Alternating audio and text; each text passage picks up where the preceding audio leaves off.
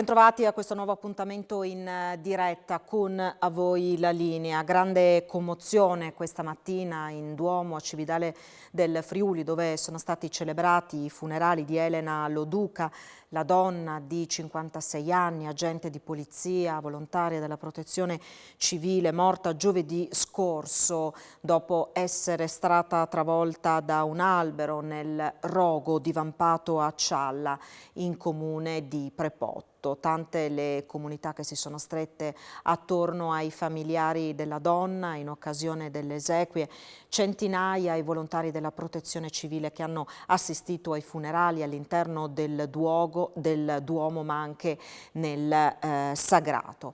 Erano tante le autorità presenti questa mattina per l'addio a Elena, anche il vicepresidente della regione Riccardo Riccardi, che conosceva molto bene la vittima e che si è commosso durante la cerimonia. Parlando con il marito di Elena, le ha detto: è stata un esempio per tutti noi. Sentiamo le parole di Riccardi. Vicepresidente, lei ha conosciuto Elena, qual è il suo ricordo?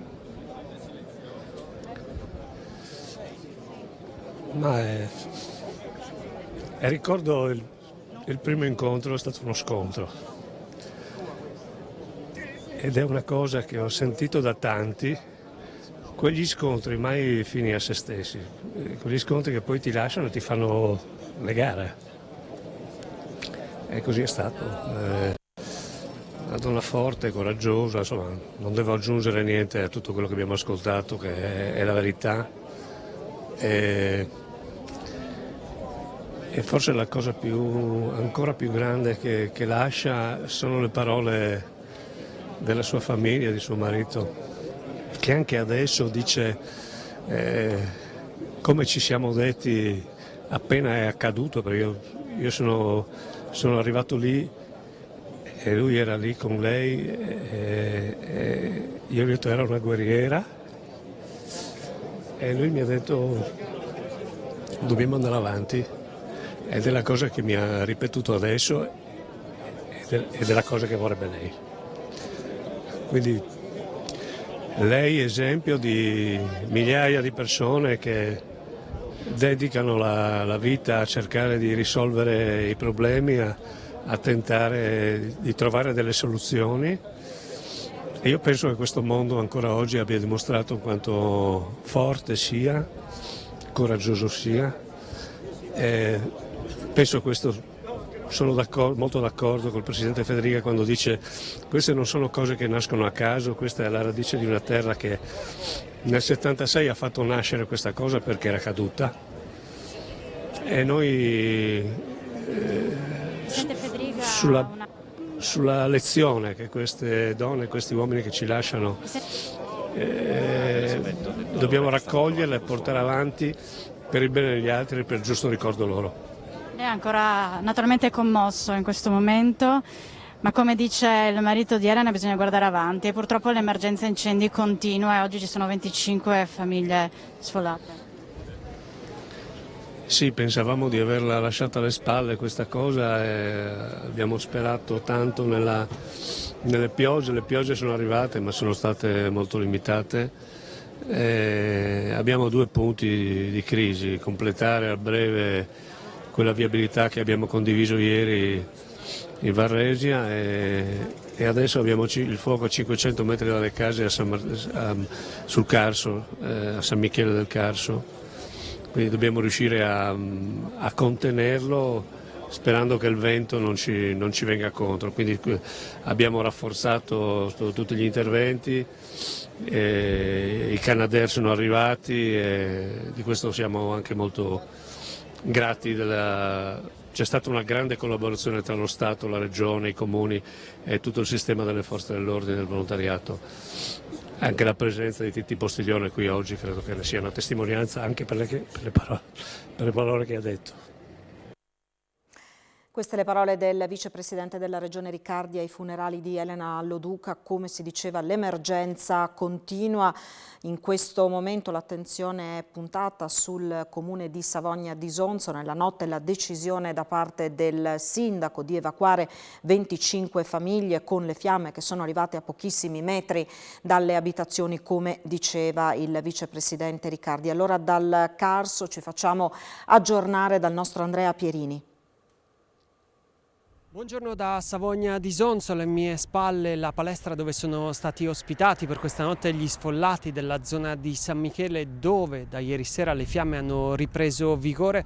Quello che sembrava un incendio ormai sotto controllo, un incendio che sembrava concluso, in realtà poi ha preso vigore nella giornata di ieri, nel pomeriggio, forse anche già in serata, e il sindaco di Savogna d'Isonzo, Luca Pisk, insieme alle autorità hanno deciso di sgombrare la frazione di San Michele, che era quella più vicino alle fiamme. In azione subito dalla serata 2 Canadair e gli elicotteri che gettano il fuoco sull'incendio.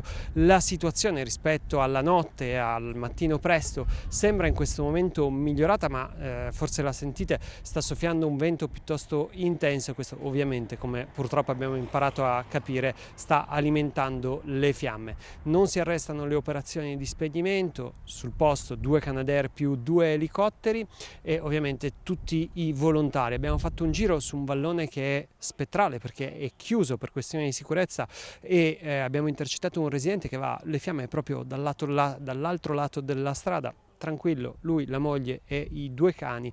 Sono arrivati i vigili del fuoco ovviamente immediatamente, che con un mezzo importante sono riusciti a domare quella parte di incendio e alla fine hanno deciso di restare dentro la loro abitazione. Al lavoro Guardia Forestale, Vigili del Fuoco, volontari della Protezione Civile, volontari dei Vigili del Fuoco, Polizia, Carabinieri, veramente tutte le autorità sono presenti sul territorio. Noi nei prossimi contributi ascoltiamo il sindaco di Savogna d'Isonzo, Luca Pische, e uno dei residenti, quello maggiormente interessato dalle fiamme. Maggiori aggiornamenti nel corso dei prossimi notiziari. Sindaco, è un incubo che sembra non finire mai, non c'è tregua. Esattamente, non c'è tregua, ma io sono praticamente positivo, diciamo, perché so che ce la faremo a sconfiggere questo fuoco, a finirla, perché veramente dopo 12 giorni mi pare che ci sta un po' perdendo anche così in giro, sembra questa situazione, a parte che penso che questa volta purtroppo il principio del centro sia stato fatto da parte dolosa. In questo senso l'attività procede, è stata evacuata a San Michele, però la situazione, come ha detto lei, sta migliorando, siamo a ora di pranzo. Sì, sta migliorando perché dalle 7 è arrivato il primo elicottero, dopo si sono susseguiti altri 2 e adesso abbiamo anche altri 2 Canadair dalle 8:30 in poi. Per intanto insomma la situazione secondo me sta migliorando. È vero che c'è questa bora che dà un po' di pensieri sicuramente, però insomma dicono che le previsioni il pomeriggio dovrebbe attenuarsi, così che insomma io lo vedo abbastanza positivamente. È un po' drammatica la situazione, sono cose che succedono. Ma è la prima volta però così? No, non è la prima volta, No? Sì. anche anni passati sì, solo che adesso c'è un po' più di sorveglianza. Gli anni passati, si parla di 20 anni fa, 30 anni fa, ci arrangiavamo da soli coi secchi. Ah, adesso ho visto che però è arrivato un mezzo Sì. importante. Bene, ma è giusto che sia così anche. Ma non ve la sentite ancora di lasciare casa, no? No, per quello non mi faccio problemi. No? No, Boh, perché tranquillo. non vedo che ci siano pericoli. Insomma, non dico abituati, ma quasi sì. Perciò non è. È tutta questione di abituarsi, sai. Uno fa l'abitudine. Ci si abitua a tutto. Sì, pian pianino. Grazie mille. Grazie. Da un lato gli incendi, dall'altro la crisi idrica e le difficoltà per l'agricoltura. I 3 consorzi di bonifica del Friuli Venezia Giulia e la Regione hanno fatto un punto della situazione questa mattina a Udine. Si continua a sperare nella pioggia, ma come ha detto l'assessore regionale Zannier, per il futuro serve un piano strategico da realizzare con fondi sia regionali che statali. Presidente, allora insomma, la situazione della siccità è tremenda, oggi insomma, un punto anche di confronto tra voi consorzi e la Regione per vedere quali possono essere le soluzioni. Abbiamo visto i dati parlano di una situazione di questo tipo nel 2003, quest'anno abbiamo anche problematiche su delle falde, mentre nel 2003 l'unico problema, almeno per il pianura friulana, era legato soprattutto al tagliamento, per cui nei prossimi anni bisognerà fare una grossa operazione di strutturazione del territorio, sia con delle riconversioni, perché andremo sempre più verso un'irrigazione molto parcellizzata e di microirrigazione, per cui meno acqua, con diciamo, il giusto utilizzo nelle culture quando serve e come serve, e dall'altra parte anche con la raccolta di acqua piovana, perché sappiamo che adesso non piove più molto durante il periodo dell'anno, ma piove in alcuni momenti. Come siamo a risorsa idrica, ecco, quanto disponibilità c'è ancora, perché qui la pioggia non si vede. Diciamo che anche qui la situazione è abbastanza variegata. Sulla pianura isontina, che lavora diciamo, molto col fiume Isonzo, la situazione è molto critica. Sulla pianura friulana abbiamo delle criticità sulle falde, abbiamo veramente poca disponibilità, se arriviamo 10-15 giorni, ma di fatto monitoriamo a giornata perché non si ha la data precisa in cui l'acqua poi finirà. Abbiamo alcune zone dove già abbiamo chiuso perché non c'è acqua, e quindi pensiamo a tutta la parte del Torre dove di fatto tutti i canali secondari sono già chiusi, quindi l'irrigazione di soccorso non c'è più. Sul tagliamento qualche temporale ha aiutato, aiuta anche il fatto che A2A comunque ci rilascia un po' di acqua dall'ambiesta, per cui cerchiamo di trattenere questo. Consideriamo che però anche sul tagliamento tutti i canali secondari sono stati chiusi, per cui alcuni agricoltori in questo momento non possono utilizzare la risorsa idrica.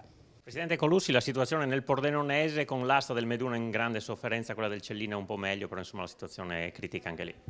Il Cellina riusciamo a soddisfare tutte le esigenze irrigue e prevediamo di riuscire a concludere anche la stagione irrigua con una certa ottimismo e tranquillità, visto la quantità di acqua che abbiamo nei bacini, in maniera particolare su Ravedis e su Barcis. Cosa completamente opposta sulla Val Meduna, che non piove consistentemente ormai da fine novembre. Con il razionamento siamo riusciti ad arrivare ad oggi.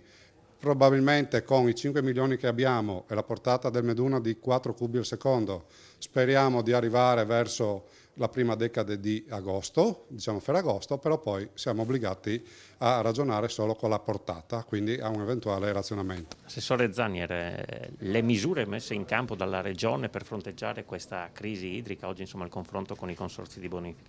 Sì, attenzione, bisogna far chiarezza, per fronteggiare la crisi idrica di oggi c'è soltanto la pioggia, per quello che significa invece la crisi idrica del domani, invece qui ragioniamo su una serie di investimenti sia dal punto di vista della raccolta per quelle irrigazioni di soccorso e di precisione, sia dal punto di vista dell'incremento sostanziale dei fondi rispetto alle conversioni irrigue.